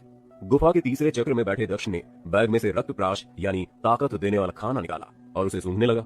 उसमें नाजुक सुगंध थी। ये वही पोषाहार था जिसे खाकर कोई भी योद्धा लंबे समय तक असीमित शक्तियों का प्रयोग कर सकता था। इस पोषाहार को बनाने में पुराने वैद्यों ने ऋषि मुनियों से विधि सीखी थी और इसमें वो सामान्य भोजन से कई गुना अधिक पोषक तत्व भर देते थे। दक्ष ने देखा और सोचा, ये उत्तम कोटि का पोषाहार है, ये मेरे युद्ध के अभ्यास के लिए ठीक ठाक है। दक्ष ये बोलते हुए उसे अपने मुंह में डाल दिया। अचानक दक्ष के शरीर में बहुत सारी शक्तियां आ गई। ऐसा लगा कोई लहर उसके शरीर में आ गई हो। लेकिन दक्ष शरीर में हुए इस बदलाव के बाद भी खुश नहीं था। ताबीज मिलने के बाद से अब तक की शक्तियों को अगर मापा जाए तो दक्ष 0 से शुरू करके औसत दर्जे का योद्धा तो बन चुका था, लेकिन उसे अभी तक की इस उपलब्धि से संतुष्टि नहीं मिली थी। वो मीडियोकर नहीं बनना चाहता था, उसे तो खास योद्धा बनना था। बहुत सारी शक्तियां हासिल करनी थी और बहुत सारी दूसरी शक्तियों का सामना करना था। अचानक दक्ष के दिमाग में एक तकनीक का नाम उभरा, सहस्राक्ष गज। सहस्राक्ष गज ये तकनीक युद्ध कौशल की महान तकनीकों में से गिनी जाती है। दक्ष के दिमाग में ये बात कौन गई और उसने इस तकनीक को गुफा के तीसरे चक्र में आजमाना शुरू कर दिया। तीसरे चक्र में दक्ष ने अपना हाथ उठाया और ताली बजाना शुरू किया और तीसरे चक्र के द्वार पर टंगी काली प्लेट को छूने लगा। उस काली प्लेट को छूते ही मानो बिजली कौंधने लगी। ऐसे लगा जैसे बारिश का मौसम आ गया हो और गुफा के अंदर ही तेज हवा के साथ बरसात हो रही हो। गुफा के अंदर कोहरे की तरह फैले बादलों में से बिजली कड़की और दक्ष के शरीर में समा गई। उसे तेज झटका तो लगा, लेकिन उसे महसूस हुआ कि उसके भीतर 1000 हाथियों की शक्ति आ रही है। सदियों बाद किसी योद्धा को सहस्त्राक्ष गज युद्ध कौशल के बारे में जानकारी हुई थी। दक्ष पिछले जन्म में इस कला कौशल के बारे में जानता था, इसलिए इस महान गुण को जान पाया। वो अचानक लड़खड़ा गया और पसीना पोंछने लगा। दक्ष का शरीर अभी पहाड़ जैसा हो गया था। वो एक गुस्सैल हाथी की तरह व्यवहार कर रहा था। तुरंत उसने अपने अंदर की शक्ति का प्रयोग किया और युद्धाभ्यास करने लगा। अंत में गुफा की दीवार पर कई जोरदार मुक्के मारे। इस दौरान उसके पैर, कंधे, पीठ और हाथों की मांसपेशियां गठीली हो रही थी। उनमें शक्ति का प्रवाह हो रहा था। दक्ष जोर जोर से लगातार गुफा की दीवारों पर मुक्के मार रहा था। जब उसने पूरी ताकत से करीब 3.5 फीट मोटी एक बड़ी सी चट्टान पर मुक्का मारा तो वो हिल गया। जैसे ही दक्ष ने अगला मुक्का साधा, उसकी नजर उस पत्थर पर धसे उसके मुक्के के गहरे निशान पर पड़ी। दक्ष शक्तियां हासिल करने की अपनी प्रगति से काफी संतुष्ट था। अब दक्ष अगले चक्र की ओर बढ़ने लगा। वो जानता था कि आगे की राह ज्यादा मुश्किल है, जिसे पार करने में उसे कम से कम 6 महीने तो लगने ही वाले हैं। चक्र में जल्दी आगे बढ़ने के लिए दक्ष को रक्त प्राश के कम से कम 40 घड़े चाहिए थे, लेकिन रानी मां की तरफ से उसे महज 3 घड़े मिले थे। दक्ष ये सोच रहा था कि गुफा के बाहर नौकरानी की आवाज सुनाई दी। दक्ष बाहर निकला। दक्ष को देखते ही नौकरानी ने कहा, राजकुमार दक्ष, रानी यशोधरा आपको हर जगह खोजती फिर रही है, आप यहाँ क्या कर रहे हैं? दक्ष ने उसको सच्ची बात नहीं बताई और उसे बहाना बनाते हुए कहा, दीदी आपका घाव कैसा है? ज्यादा दर्द तो नहीं हो रहा है? दक्ष ने उसके चोट के बारे में पूछा तो पन्ना खुश हो गई और बोली, हाँ थोड़ा सुधार तो है, ठीक होने में शायद 3-4 हफ्ते लग जाएं। पन्ना को देवदत्त ने धक्का दे दिया था और उसे चोट आ गई थी। हालांकि राजकुमार का किसी नौकरानी पर हाथ उठाना कोई बड़ी बात नहीं थी, क्योंकि ताकत का नशा किसी का भी खून बहा सकती है। दक्ष ने पूछा, आप कुछ दवाएं क्यों नहीं लेती जिससे आपके घाव जल्दी ठीक हो जाएंगे? नौकरानी ने मुस्कुराते हुए कहा, गरीबों के लिए दवा क्या भैया, यहाँ तो वैद्य के पास जाओ तो वो भी मरहम देने के लिए चांदी के सिक्के मांगता है और जिसका जितना मुंह खुल जाए उतना मांग लेता है। अब मैं ठहरी नौकरानी, कहाँ से लाऊं चांदी के सिक्के? बोलती हुई पन्ना थोड़ी रुकी और फिर बोली, राजकुमार होते हुए आपने एक दासी के बारे में सोचा?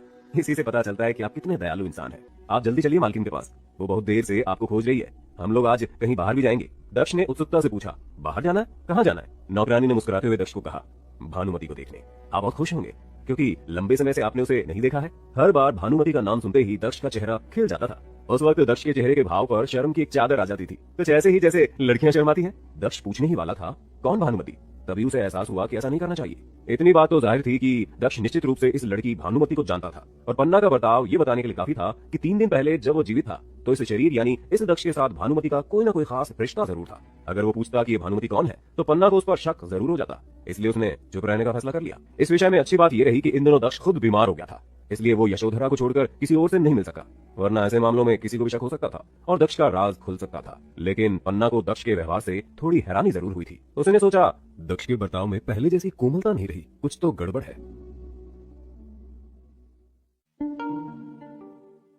एपिसोड 8, मौर्य महल का सफर। राजकुमार दक्ष, यशोधरा और नौकरानी पन्ना, इन तीनों ने अपनी यात्रा शुरू की और इस लंबे सफर के लिए उनके पास एक सुंदर सी घोड़ा गाड़ी थी। घोड़ा चला और गाड़ी धीरे धीरे अनाथाश्रम से दूर होने लगी। अनाथाश्रम की हरियाली पीछे छूटने लगी और घोड़ा गाड़ी अनजान रास्तों पर निकलने लगी। और दक्ष हर चीज को गौर से देखकर रास्ते और इलाके को पहचानने और याद रखने की कोशिश करने लगा।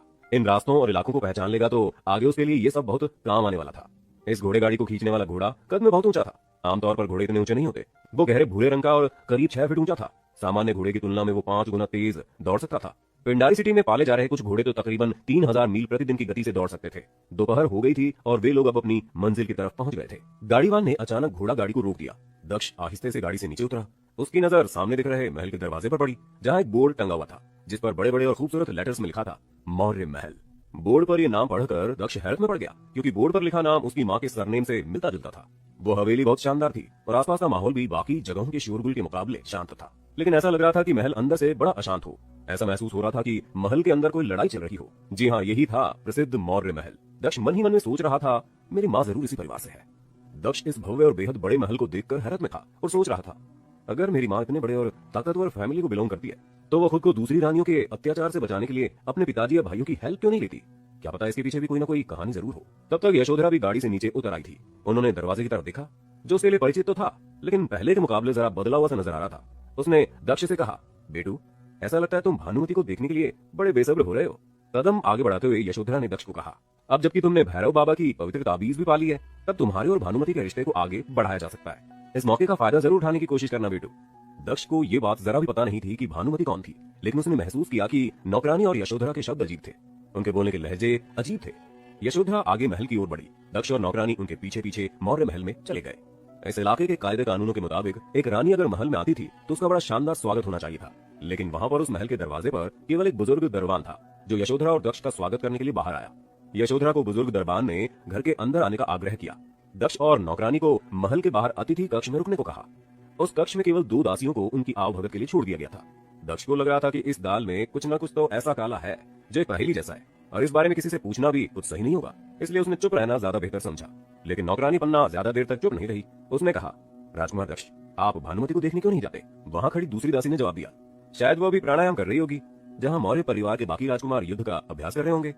अब दक्ष उस लड़की भानुमति के बारे में जानना चाहता था, क्योंकि न सिर्फ माँ यशोधरा और नौकरानी पन्ना ने उसकी कई बार चर्चा की थी, बल्कि अब तो ये प्राणायाम करने वाली लड़की भी कुछ ज्यादा ही उत्सुकता जगा रही थी। दक्ष आगे खिसकते हुए पूछता है, क्या मैं भी उसे देख सकता हूँ? वहीं खड़ी मौर्य महल की दासी ने कहा, ठीक है, आइए, प्राणायाम कक्ष चलिए। दक्ष ने सिर हिलाया और साथ चल दिया। इधर मौर्य महल के शाही भवन में मौर्य परिवार के मुखिया अनादि मौर्य शाही सिंहासन पर बैठे थे। उनकी उम्र तकरीबन 30 साल की होगी। उन्होंने यशोधरा पर एक नजर डाली, जो उनके ठीक सामने बैठी थी। अनादि ने कहा, 9वां राजकुमार दक्ष सेनानायक मलिक की हवेली का हिस्सा है। यहाँ तक कि अगर उसने पवित्र ताबीज को प्राप्त किया है तो उसे युद्धाभ्यास के कौशल के बारे में बारीक से बारीक जानकारियां इकट्ठा करने के लिए सेनानायक की हवेली के पुस्तकालय में जाना चाहिए। यशोधरा, तुम उसे यहाँ लेकर क्यों आई हो? यशोधरा के होठ थरथराए और उसने कहा, मैं पूछ नहीं रही हूँ, लेकिन भीख मांग रही हूँ भैया। क्या आप मेरे बेटे दक्ष को युद्ध कौशल के अभ्यास के बारे में जानकारी प्राप्त करने के लिए उचित मार्गदर्शन दे सकते हैं? ये आपका भांजा है, उसे आपके आशीर्वाद की जरूरत है। आप उसके सर पर हाथ फेर देंगे तो उसकी जिंदगी सुधर जाएगी। अनादि तिलमिलाता हुआ खड़ा हो गया और जोरदार झटके से बोला, उसने मेज पर जोर से हाथ पटकते हुए कहा, अब आपको मेरी जरूरत आ पड़ी है? मेरे साथ रिश्तेदारी पर चर्चा करने की आपकी हिम्मत कैसे हुई? 3 साल पहले मैं भी सेनानायक मलिक की हवेली में आपसे गुहार लगाने आया था। आपने अपने भतीजे अंगद को क्यों नहीं बचाया? आप जानती है कि अंगद मेरा इकलौता बेटा था और मौर्य खानदान का वारिस भी। अगर उस वक्त आप पिंडारी राजकुमार से उसके जीवन की भीख मांगती तो वो जरूर बच जाता, लेकिन नहीं, आपने ऐसा नहीं किया। यशोधरा बेहद दुखी थी। उसने थरथराते हुए कहा, 3 साल पहले मैं अपने आंसुओं को रोकते हुए शायद वो अपने भाई अनादि मौर्य को सच बताना चाहती थी। हालांकि अनादि उसे बीच में ही रोक लेता है और बोलता है, तुम यहाँ से चली जाओ, मौर्य परिवार तुम्हारे साथ अपने सारे रिश्ते खत्म कर चुका है, जाओ फिर कभी वापस मत आना यशोधरा। यशोधरा जमीन पर घुटने टेक कर रोने और आंसुओं के साथ गुहार लगाने लगी। मेरे भाई, तुम इतने निर्दयी कैसे हो गए हो? मैं पिताजी को देखना चाहती हूँ। अनादि मौर्य की आवाज में कोई भाव नहीं था, बल्कि गुस्से की जगह एक सपाट आवाज ने ले ली थी। उसने कहा, पिताजी सिंघल देश गए हैं, वो 3 महीने तक वहीं रहेंगे, इसलिए उनसे मिलना तो मुमकिन नहीं होगा। थोड़ी देर बाद अनादि मौर्य ने अपनी आवाज साफ की और बोला, एक और बात, 7वें राजकुमार शिवदत्त और भानुमति की जल्दी ही सगाई होने वाली है। दक्ष से कहना कि आगे से भानुमति से दूर रहे और उसे मिलने की कोशिश न करे। ये सुनकर यशोधरा हताश हो गई। संभलते हुए कहा, तुम्हें पता है कि मेरे बेटे और भानुमति के बीच कितना प्यारा रिश्ता रहा है। अगर वो उनकी सगाई के बारे में जानेगा तो वो कितना दुखी होगा, क्या बीतेगी उस पर। और भानुमति के लिए शिवदत्त क्यों चुना आपने? अनादि मौर्य ने कहा, 7वें राजकुमार शिवदत्त ने भैरव बाबा का पवित्र ताबीज पा लिया था जब वो केवल 3 साल का था। क्या इसका मतलब ये नहीं है कि वो एक प्रतिभाशाली है? कुशलता और युद्ध कौशल के आधार पर देखा जाए तो पिंडारी सिटी में 7वें राजकुमार के बराबर या उसके आसपास भी कोई दूसरा वीर नहीं है। सोचो जरा, 7वें राजकुमार से भानुमति की शादी होती है तो इससे मौर्य परिवार को कितना फायदा होगा। क्या शिवदत्त की तुलना नाचीज सी ताबीज पाने वाले राजकुमार दक्ष से की जा सकती है? क्या रिश्ता जोड़ने के लिए सिर्फ प्रेम ही काफी होता है? क्या दक्ष भानुमति को खुश रख पाएंगे? यशोधरा सिसक पड़ी और उसने कहा, जिंदगी में खुश रहने के लिए प्रेम से ज्यादा जरूरी क्या होता है भैया?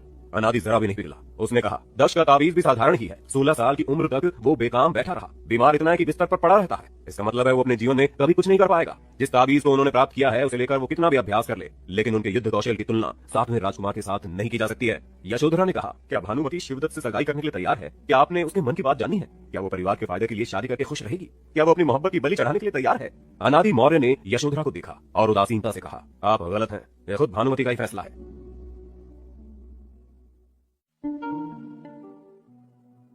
Episode 9, rejection. मौर्य खानदान का योग अभ्यास भवन और खासतौर पर प्राणायाम भवन बहुत विशाल था, आधे फुटबॉल मैदान के बराबर। वहां पर मौर्य परिवार के युवा तलवारबाजी का अभ्यास कर रहे थे। उनमें से कुछ तीरंदाजी की भी प्रैक्टिस कर रहे थे। वे मौर्य परिवार के वीर योद्धा थे। इन सब ने पवित्र ताबीज प्राप्त किया था और गुफा के व्यूह में जाकर शक्तियां प्राप्त की थी। उन सभी को एक महान योद्धा के मार्गदर्शन में अभ्यास करवाया जा रहा था। राजकुमार दक्ष ने हैरत से अपना सिर हिलाया और खुद से कहा, शायद इतनी लगन और मेहनत का ही नतीजा है कि मौर्य परिवार को पिंडारी सिटी में बेस्ट फैमिली कहा जाता होगा। अचानक दक्ष ने एक लड़की को देखा जिसकी बॉडी एकदम सधी हुई थी, फिगर शानदार था और उसके चेहरे पर गजब किस्म का ग्लो था। लड़की की उम्र भी महज 15 या 16 साल की रही होगी, लेकिन वो खूबसूरत थी। सधा हुआ शरीर, तजरारी आंखें, पतली सी आईब्रो और मलमल सी स्किन वाली लड़की किसी का भी ध्यान खींच सकती थी। वो एकदम गहराई सी जवान लड़की थी। उस लड़की के एक हाथ में एक तलवार था जो महीन तारों से मड़ा हुआ था। उस शानदार तलवार को की गई कारीगरी और उसकी तकनीकी बारीकी ये बताने के लिए काफी थी कि उसे इस्तेमाल करने वाला भी अपने स्किल और आर्ट में शानदार होगा और उसका हाथ तलवार को ऐसे चलाता होगा जैसे मक्खन के ढेर में से पतली छुरी आर पार हो जाती हो। एक नौजवान ने दक्ष को प्राणायाम भवन के बाहर खड़ा देखकर एक विचित्र से मुस्कान के साथ पूछा, क्या आप ही 9वें राजकुमार दक्ष हैं? दक्ष कुछ बोलता इससे पहले वहां खड़े दूसरे लड़के ने कहा, वो यहाँ भानु से मिलने आया होगा। अफसोस की बात है, भानु इसको बिल्कुल नहीं देखना चाहती है। पहले वाले लड़के ने पूछा, लेकिन मैंने सुना है उसको पवित्र ताबीज मिल चुका है। तीसरे नौजवान ने कंटीली हंसी हंसते हुए तंज किया, ओहो, तो साहबजादे 16 साल की उम्र तक ताबीज ही नहीं हासिल कर पाए थे? कैसे कैसे बोड़म है दुनिया में। बताइए, ऐसा आदमी कभी कोई मंजिल पा सकेगा? क्या करेगा अपनी जिंदगी में आगे? अगर फैमिली रिलेशन नहीं होता तो इस लौंडे को मौर्य महल में घुसने भी नहीं देता। अजी, इसको तो दरबार ही बाहर फेंक देता। पीछे खड़े किसी ने इसमें जोड़ा, मैंने सुना है भानुमति जल्दी ही इसके 7वें भाई शिवदत्त से सगाई करने वाली है। दोनों की जोड़ी गजब की होगी दद्दा। इस बार पहले वाले लड़के ने जवाब दिया, अरे पहले तो लोग कहते थे कि इस दक्ष का उस पर क्रश था। उस दक्ष को इस सगाई का पता चलेगा तो पता नहीं उसका क्या होगा, क्या सोचेगा और क्या करेगा। अचानक मौर्य परिवार के सभी युवा योद्धाओं ने अभ्यास करना बंद कर दिया और प्राणायाम भवन के बाहर खड़े दक्ष को देखने लगे। उन्होंने उसे इशारा किया, आपस में फुसफुसाया और अपने इशारों के जरिए दक्ष का मजाक उड़ा रहे थे। भानुमति ने भी अभ्यास करना बंद कर दिया और पलटकर दक्ष की ओर देखा। दक्ष की तरफ देखते ही उसने अभ्यास के लिए पुतले की गर्दन पर इतने जोर से तलवार का वार किया कि पुतले का सिर 5 मीटर दूर जा गिरा। इसके बाद भानुमति धीरे धीरे चलती हुई दक्ष की ओर चली आई, उसको ऊपर से नीचे तक देखा और कहा, बड़े दिनों बाद देख रही हूँ आपको। मैंने सुना है तुमने भैरव बाबा का ताबीज हासिल कर लिया है ना? भानुमति और दक्ष बचपन से एक दूसरे को चाहते थे, लेकिन बाद में जब भानुमति ने ताबीज प्राप्त कर युद्ध कला कौशल में संपन्नता प्राप्त कर ली और अधिकांश समय युद्धाभ्यास में बिताना शुरू कर दिया, धीरे धीरे उसने खुद को दक्ष से अलग कर लिया। 3 साल से वो फिर पिंडारी सिटी के महल में कभी नहीं आई। हालांकि दक्ष वर्षों से बीमार था, फिर भी भानुमति वहां नहीं गई और अब बीमार होते हुए भी दक्ष उसको देखने के लिए लंबा सफर तय करके मौर्य महल आया था। भानुमति दक्ष को गौर से देखने लगी। दरअसल पुराने शरीर में नई आत्मा लेकर दक्ष पहली बार भानुमति को देख रहा था। उसे पूरी तरह यकीन हो गया था कि भानुमति के मन में उसको लेकर कोई जज्बात नहीं बचे हैं।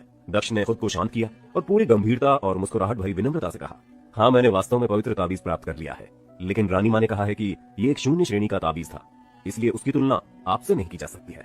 भानुमति ने सिर हिलाया और व्यंग करते हुए कहा, आप पहले ही 16 साल के हो चुके हैं। पवित्र ताबीज के साथ तीनों चरणों से आगे बढ़ना आपके लिए एक आशीर्वाद हो सकता है। आपको कड़ी मेहनत करनी होगी, नहीं तो आपके लिए शक्तिशाली योद्धा बनना बेहद मुश्किल काम होगा। लेकिन हो सकता है कि इस ताबीज के जरिए आप सेहतमंद हो सके और अपनी बीमारी से छुटकारा पा सके। हो सकता है आपका कमजोर शरीर इससे थोड़ा फिट हो जाए और आपकी बॉडी बिल्डिंग कर ले। इस ताबीज से कम आप आम लोगों जितनी ताकत तो जुटा ही लेंगे। दक्ष ने सहमति में सिर हिलाया और कहा, मैं मुश्किल से मुश्किल अभ्यास करूंगा और अपनी कौशलता और शक्ति को बढ़ाने की पूरी कोशिश करूंगा। भानुमति को अच्छी तरह से पता था कि दक्ष उसे पसंद करता है। जब उसने उसकी बातें सुनी तो उसने मान लिया कि दक्ष का अभी भी उस पर क्रश है और उसके साथ रहना चाहता है। भानुमति उसके पास आई और बोली, अच्छा दक्ष सुनो, मेरा अभ्यास अंतिम चक्र के बेहद करीब पहुंच चुका है। तुम शायद कभी भी चौथे क्रम तक ही पहुंच सको। तुम्हें बेहद कड़ी मेहनत करनी होगी, लेकिन इसकी भी एक लिमिट है। अपनी औकात से ज्यादा अभ्यास मत करने लग जाना, वरना लोग तुम पर हंसेंगे। दक्ष ने अपने चेहरे को और शालीन बना लिया और अपने चेहरे पर किसी जज्बात को उभरने नहीं दिया। भानुमति ने सहानुभूति पूर्वक दक्ष की ओर देते हुए कहा, एक और बात, मुझे उम्मीद है इससे तुम परेशान नहीं होगे। देखो, उदास मत होना। 3 महीने बाद शिवदत्त के साथ मेरी सगाई है। उस समय तक शिवदत्त हर तरह की युद्ध कला से परिपूर्ण हो जाएंगे। मौर्य परिवार के सभी युवा योद्धा इससे चकित थे। उन्होंने एक के बाद एक अपनी आंखें घुमाई, ये देखने के लिए कि दक्ष की क्या प्रतिक्रिया थी। दक्ष ने अपनी भावनाएं दबाए रखी और उसी तरह शांत चित्त से कहा, बधाई हो। भानुमति को बधाई देकर वो मुड़ा और चल दिया। दक्ष ये नहीं चाहता था कि उसकी प्रेमिका को ये लगे कि वो उसमें बहुत दिलचस्पी ले रहा है। ठीक है, वो बहुत सुंदर थी, पर अपमान की कील उसके कलेजे में धंस गई। दक्ष को लग रहा था कि भानुमति को उससे बातें करना बोरिंग लग रहा था, इसलिए एक झटके में वहां से चल दिया। उसका ये रिएक्शन देखकर और ये देखकर कि भानुमति के कड़वे बोल पर दक्ष ने कोई प्रतिक्रिया नहीं दी थी, मौर्य परिवार के युवा योद्धा थोड़े हैरत में थे। ऐसा कैसे हो सकता है भला? भानुमति उसके पीछे आई। उसे लग गया था कि दक्ष के चेहरे पर उसे लेकर कोई खास भाव नहीं है। अगर वो न्यूट्रल किस्म का है। उसने दक्ष के कंधों पर हाथ रखा और नाराजगी भरे लहजे में कहा, क्या तुम इसकी वजह नहीं जानना चाहते? दक्ष को ये जानने में कोई दिलचस्पी नहीं थी कि भानुमति से कौन शादी करेगा, क्योंकि भानुमति बार बार उसे इस बारे में बात करने के लिए दबाव डाल रही थी। लेकिन दक्ष ने बिना किसी भाव को प्रकट करते हुए कहा, तुम्हें बधाई देने के लिए तुम्हारी सगाई में जरूर आऊंगा। चलता हूँ, मां इंतजार कर रही होगी। दक्ष ये कह ही रहा था, तभी उसने देखा कि यशोधरा मौर्य हवेली से बाहर आ रही थी। उसके चेहरे को देखकर ये साफ था कि यशोधरा रो रही थी। हालांकि बाहर निकलते समय उसने अपने आंसुओं को पोंछ लिया था, लेकिन दक्ष मां की लाल आंखों को देखकर समझ गया कि कुछ तो गड़बड़ हुई है, जिसने मेरी मां को रुला दिया है। दक्ष सर पर दौड़ा और मां का हाथ पकड़कर पूछा, मां क्या हुआ आपको? आप रो क्यों रही है? क्या किसी ने बदतमीजी की? यशोधरा ने अपना सिर हिलाते हुए कहा, अरे नहीं रे, सब ठीक है, कुछ नहीं हुआ। फिर थोड़ा रुक कर बोली, मैं ठीक हूँ, चलो अभी वापस चलते हैं। यशोधरा के चेहरे को देखते हुए दक्ष ने सोचा, कुछ तो गलत हुआ है जो नहीं होना चाहिए था। दोनों माँ बेटे मौर्य महल से बाहर निकलने लगे और तभी महल के अंदर से अनादि मौर्य की आवाज आई, रुको।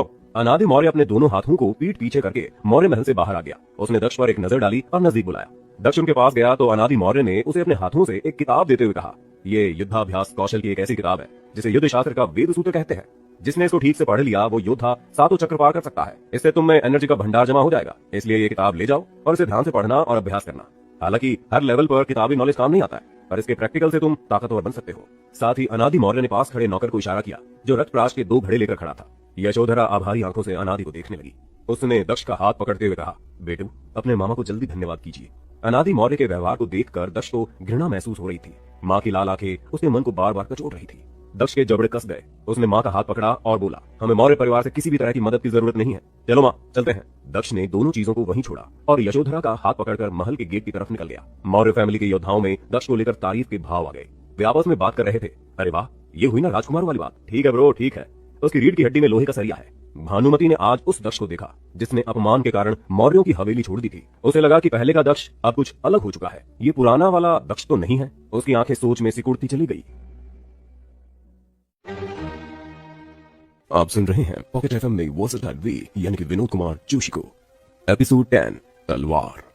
दक्ष से बात करने के बाद भानुमति को कुछ अजीब सा लगा। वो सोच रही थी कि अब तो उसने भैरव बाबा का पवित्र ताबीज हासिल कर लिया है, इसलिए अभी वो आसमान में उड़ेगा ही। अजीब से खुशी हो रही होगी उसको, लेकिन वो नहीं जानता कि 16 साल की उम्र में आकर पवित्र ताबीज मिलने का मतलब है कि उसकी जिंदगी में वॉर टैक्टिक्स का अभ्यास करने का गोल्डन पीरियड निकल चुका है। ओह नो, मैं उसके बारे में इतना क्यों सोच रही हूँ? वैसे भी हम दोनों की दुनिया बहुत अलग है। भानुमति ने सिर झटक कर इन सोचों से पीछा छुड़ाया और महल के प्राणायाम भवन में लौट गई और फिर से अभ्यास में लग गई।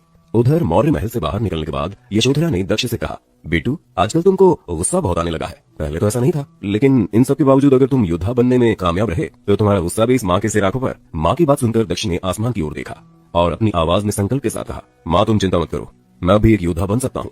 मैं बनकर दिखाऊंगा, और वो भी बिना किसी मदद के। तुम्हारी कसम, मैं उन जाबाजों का सरताज बनकर दिखाऊंगा। यशोधरा जानती थी कि दक्ष ने ये थोड़ी बड़ी बात कह दी है और उसके मुंह से आह निकल गई, पर वो दक्ष का उत्साह कम नहीं करना चाहती थी, इसलिए उसने कुछ भी कहने से परहेज किया।